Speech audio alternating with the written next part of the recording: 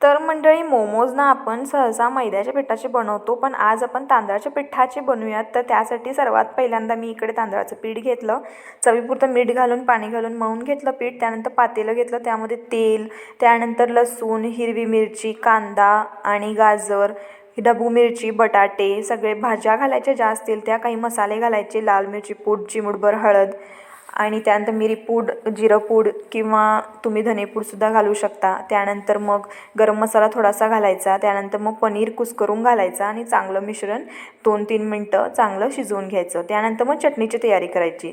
तर चटणीचा video separate आहे, नक्की चेक करा. आणि मग त्यानंतर माली करायचे आणि स्टफिंग थंड करून घ्यायचं.